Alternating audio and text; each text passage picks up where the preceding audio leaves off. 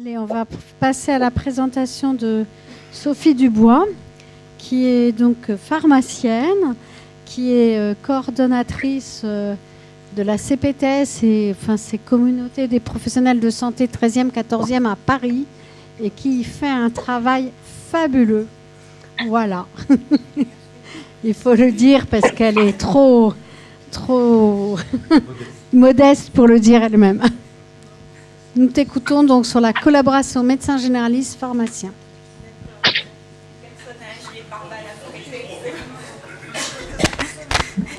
Personne a un gilet pare-balles à me prêter.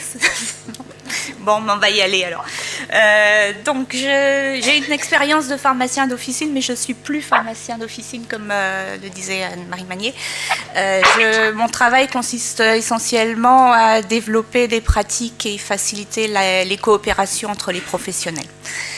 Je vous remercie, je remercie beaucoup la SFTG de m'avoir invitée et pour pouvoir exposer un petit peu ce qui se faisait au niveau d'un groupe de travail que j'anime avec des pharmaciens autour du meilleur usage du médicament. Donc, alors, les pharmaciens, est-ce que ce sont les parents pauvres de la déprescription? Est-ce que, curieusement, les pharmaciens sont en marge et ne peuvent pas participer à ça? Ce serait quand même ballot. Alors non, je vais vous rassurer, il y a beaucoup d'initiatives locales, soit au niveau d'un cas patient, mais quelquefois aussi de façon beaucoup plus systématique et organisée. Et donc je vais vous présenter ça. C'est la suivante, c'est là. Top. Voilà. Alors, donc, qu'est-ce qui existe? Donc, déjà depuis 2018, les pharmaciens d'officine sont rémunérés pour mettre en place des bilans partagés de médication. Alors, qu'est-ce que c'est qu'un bilan? Donc, ces bilans, ils sont donc rémunérés pour toutes les personnes de plus de 65 ans ayant une affection de longue durée ou pour tous les patients de plus de 75 ans, quel que soit leur état de santé, et puis également pour les autres patients qui auraient plus de 5 molécules prescrites, 5 DCI, sur une durée de 6 mois. Alors, en quoi est-ce que ça consiste? Comment est-ce que ça se déroule? Donc, d'abord, le patient est sollicité pour un entretien dans un espace dédié, de façon à ce qu'on recueille tous ces traitements, qu'ils soient prescrits ou non prescrits. Le pharmacien discute, vérifie en fait la bonne compréhension du traitement, essaye de rechercher l'adhésion ou de voir quels sont les freins et les obstacles. Ensuite, il y a une phase d'analyse qui se fait en dehors, ultérieurement de ces traitements, puis une transmission au médecin d'un compte rendu. Voilà.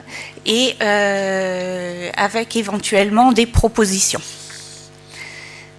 Donc ce compte rendu il peut être transmis de façon sécurisée ou mis dans le fameux dossier médical partagé.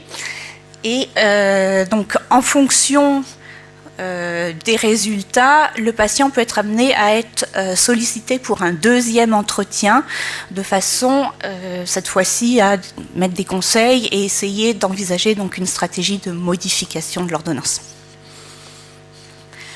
Et puis, ces bilans sont annuels, et on peut le revoir régulièrement de façon à faire un suivi d'observance.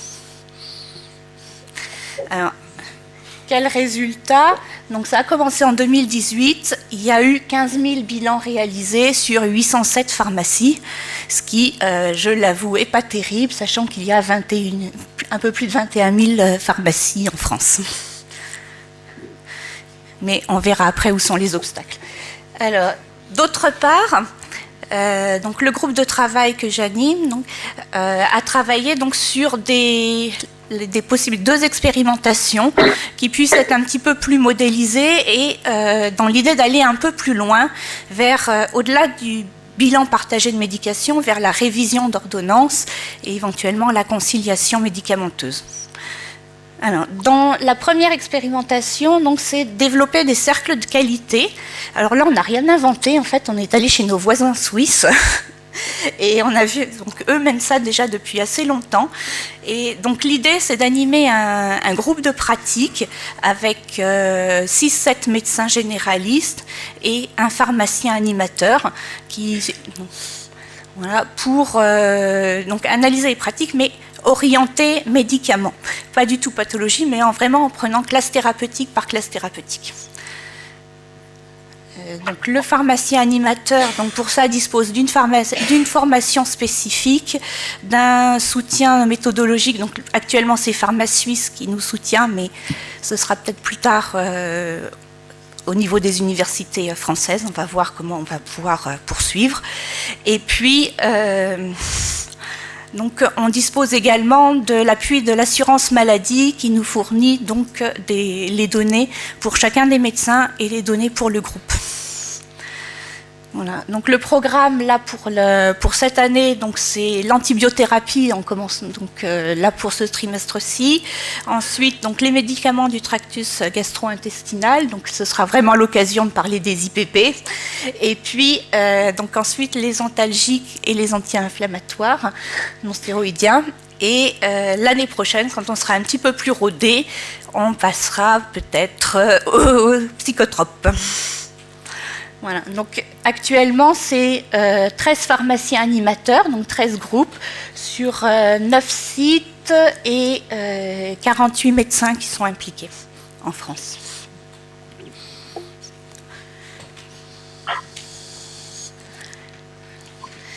Alors, la deuxième expérimentation, c'est un temps dédié d'un pharmacien au sein d'une équipe pluriprofessionnelle.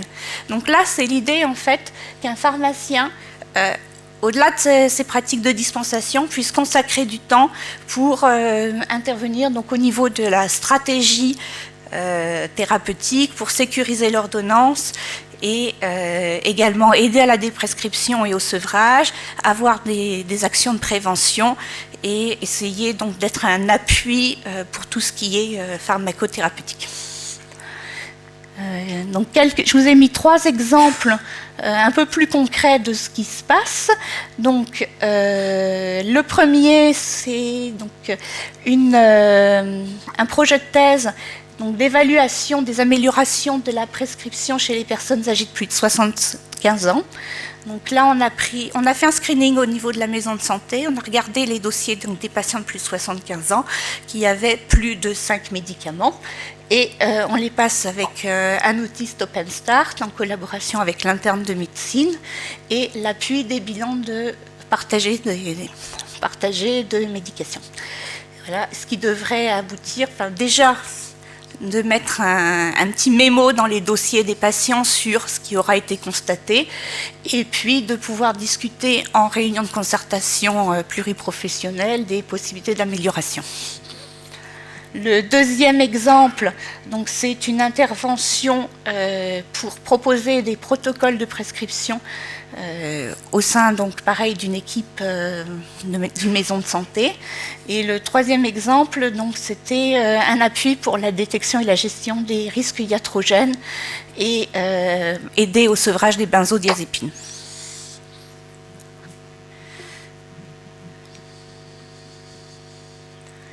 Alors, donc, ces deux expérimentations font l'objet d'une évaluation. C'est une évaluation qui est menée par l'Université de Bourgogne, l'unité mixte de DPC Santé et le laboratoire d'économie de la santé. Et puis l'Université Champagne-Ardenne, les sciences économiques, sociales et gestion. Et l'UHESP, c'est l'école de hautes études de santé publique. On espère, avec cette évaluation, mieux cerner les leviers et les freins et éventuellement voir comment on peut envisager un modèle économique pour ces temps dédiés et cette formation spécifique des pharmaciens. Alors, les freins, pour l'instant, que l'on a constatés, l'étude n'a pas encore, débute, mais le premier frein qu'on a pu constater, la première chose à laquelle j'avais pensé, c'était la problématique de l'accès aux données médicales, en me disant, avant de voir si on peut maintenir ou enlever un médicament, il vaudrait mieux en avoir l'indication. Finalement, Alors effectivement, donc les pharmaciens actuellement, il y a rarement un logiciel partagé entre les médecins et les pharmaciens, même au sein d'une même structure comme une maison de santé, parce que les problématiques de l'officine sont tellement différentes, on a besoin de logiciels de gestion de stock qui ne sont pas du tout compatibles avec les logiciels qui sont des logiciels de gestion de dossiers. Voilà. Il n'y a pour l'instant pas d'accès possible pour les pharmaciens au dossier médical partagé. C'est-à-dire qu'en fait, ils créent les dossiers, mais après, ils ne peuvent plus les consulter. Voilà. Et il y a aussi des réticences des médecins généralistes à partager leurs informations avec le pharmacien, ou ils sont d'accord avec le pharmacien, mais pas avec l'équipe officinale, ce qui pose quelques problèmes d'organisation au sein de l'officine. En fait, d'après les pharmaciens que j'ai interrogés qui ont fait des bilans de médication, ce n'est pas vraiment le premier frein. En fait, on n'en est pas là, tellement on débute dans ces actions. Le premier problème, c'est le faible intérêt ressenti par les patients. C'est-à-dire qu'en fait, ils ont beaucoup de mal à dire aux patients et que les patients acceptent de venir en entretien parce que ils ne voient pas forcément l'intérêt, parce que les patients pensent à juste titre que ça relève aussi de leur médecin. Voilà, c'est un peu difficile aussi de consacrer du temps à ça. Et puis, il y a aussi une faible implication des pharmaciens. Donc, voilà, on était un peu surpris par le peu de nombre de bilans réalisés en 2018, mais il y a des contraintes de temps et d'espace. Les pharmacies n'ont pas toujours un espace dédié pour pouvoir recevoir le patient dans un espace de confidentialité. Il y a des difficultés de rémunération parce que même si maintenant c'est rentré dans les textes, ça met 18 mois pour être payé, et seuls les bilans des patients qui sont au régime CPAM sont pris en charge. Donc finalement, là, il y a des pharmaciens qui, sur 40 bilans réalisés, en ont eu 18 de payés. C'est assez démotivant et ça pose quelques problèmes au sein de l'équipe. Et puis, donc, il y a ce qui a bien été pointé aujourd'hui. C'était le fait que les pharmaciens qui déprescrivent, si leur branche, puisqu'effectivement, ils sont rémunérés sur le nombre de boîtes. Voilà. Et en fait, donc, on est confronté quand même à une grosse résistance au changement de la profession. C'est long, il faut changer les habitudes. Voilà. Je vous remercie.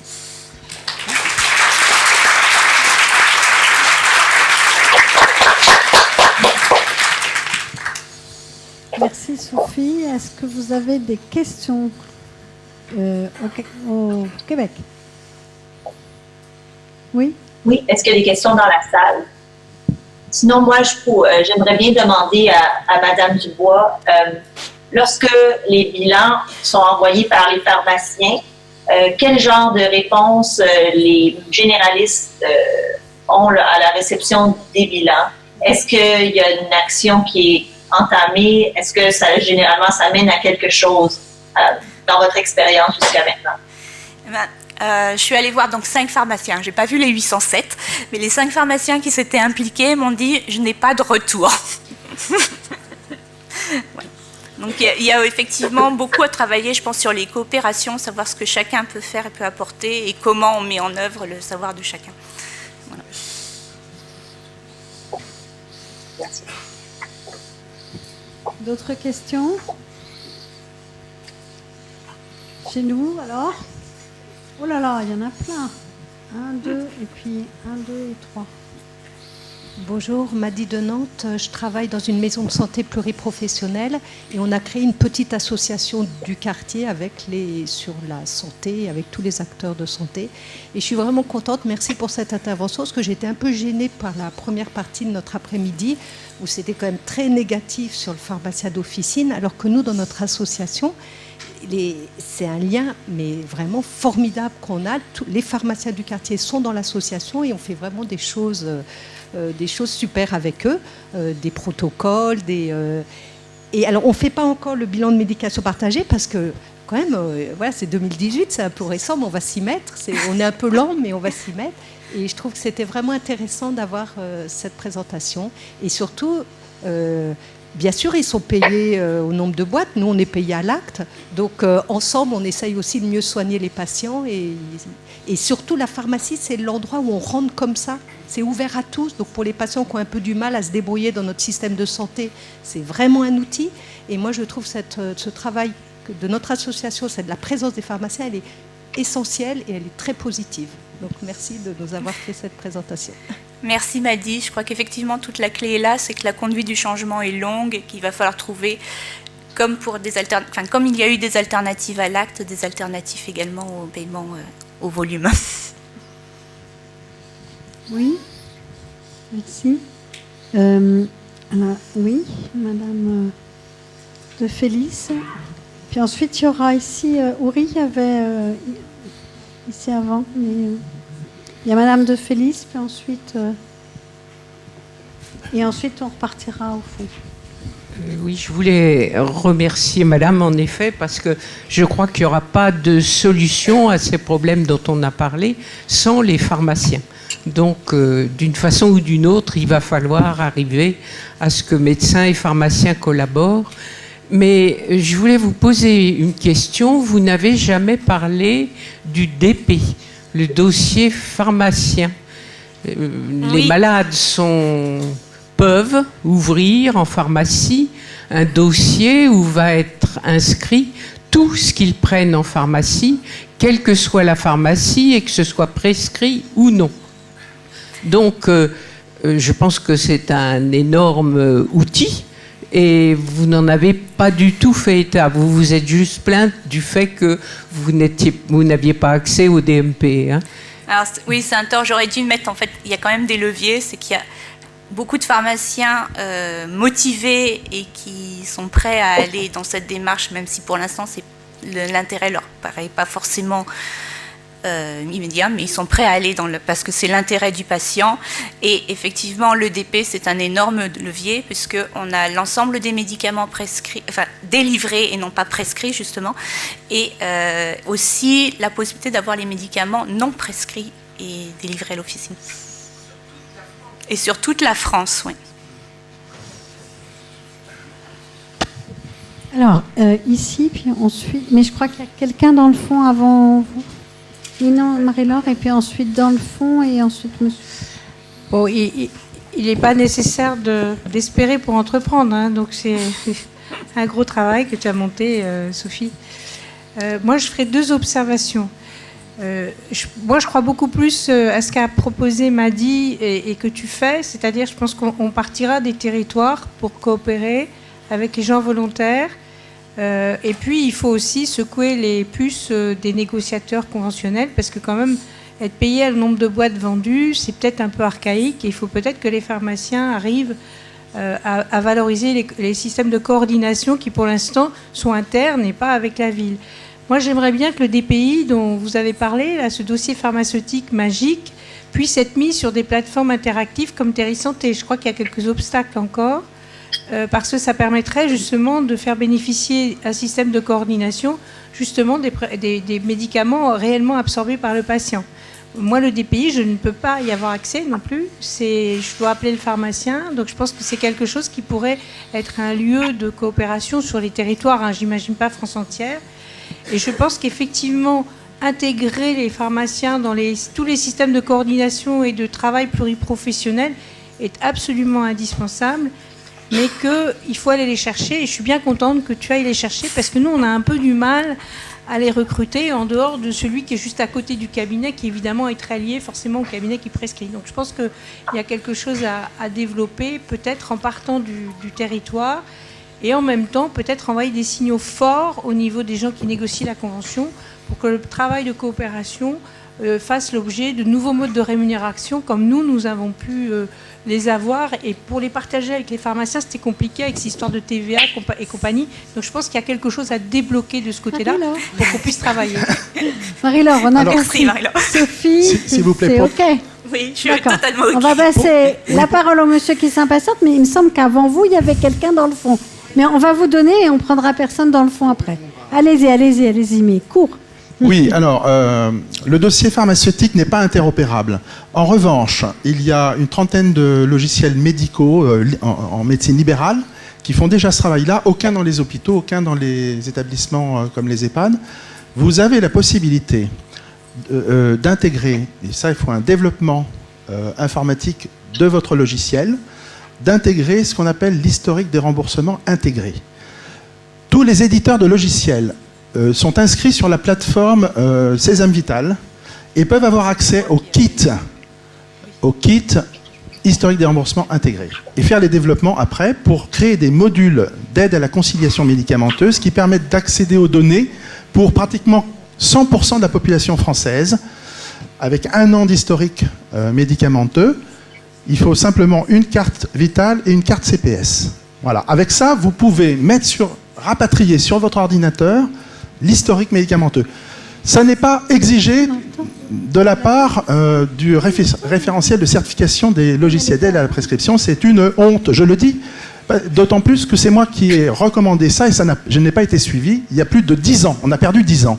Aucun hôpital n'est capable aujourd'hui d'identifier à l'entrée d'un malade à l'hôpital quels sont les médicaments qu'il doit prendre, ceux qui lui ont été délivrés en ville. Aucun. C'est un scandale. Il y a des gens qui meurent à cause de ça, tous les jours. Oui. Merci.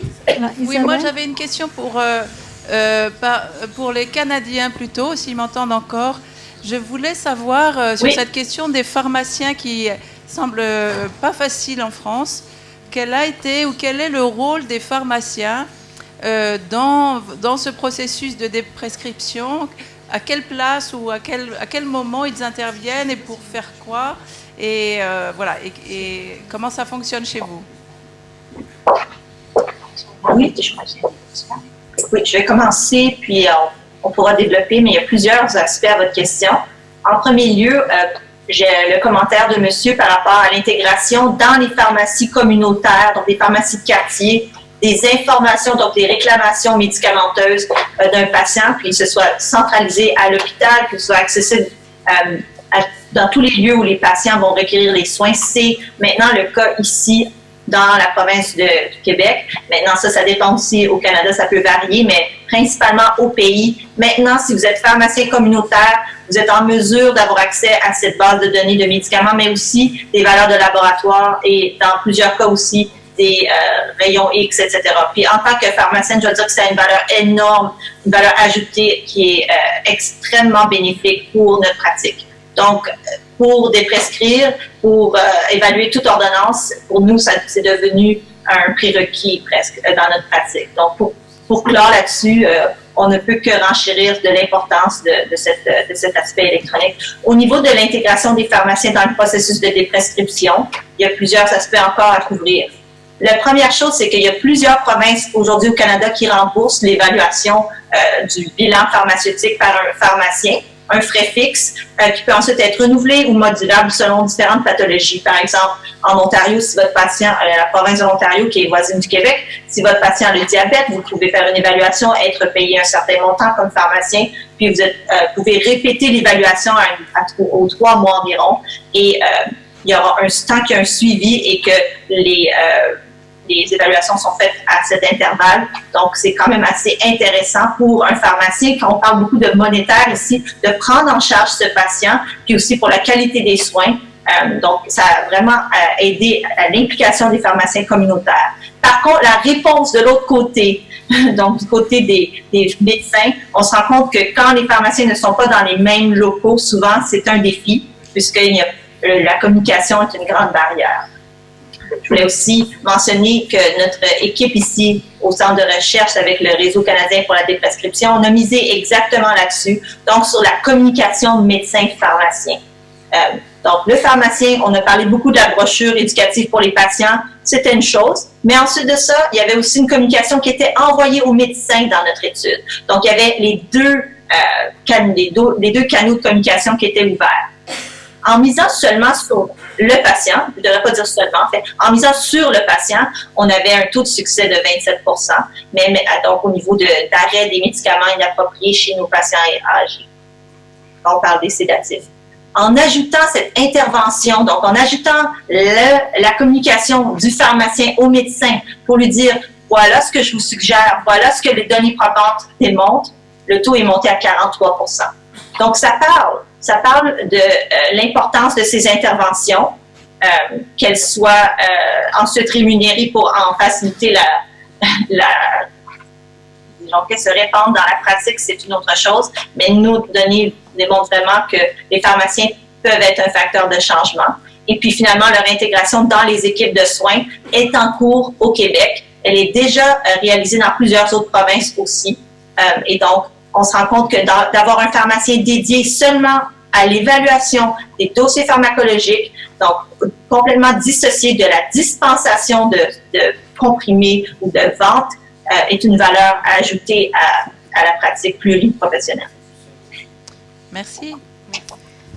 Alors, dernière intervention, la dame au fond qui a demandé avant tout le monde, elle a déjà le micro, mais c'est la dernière intervention, après on repasse au Québec. Oui, alors je sais qu'aujourd'hui on parle de déprescription, mais dès le départ, quand on a vu l'interview de la patiente, elle nous a bien dit que c'était un terme qui perturbait les patients, et je pense que derrière le terme de déprescription, il ne faut pas qu'on oublie le terme de prescription qui est devenu inapproprié. Et dans le terme d'inapproprié, il ne faut pas non plus oublier qu'on a des patients qui souffrent aussi de sous-prescription, et donc des patients chez qui on doit ajouter des médicaments. Donc, vu que mes collègues en officine continueront à être rémunérés à la boîte encore quelques temps, je pense qu'ils peuvent aussi se rassurer, parce qu'ils peuvent aussi conseiller de prescrire certains traitements qui ne sont pas prescrits chez les patients. Merci beaucoup. Merci Madame Dubois.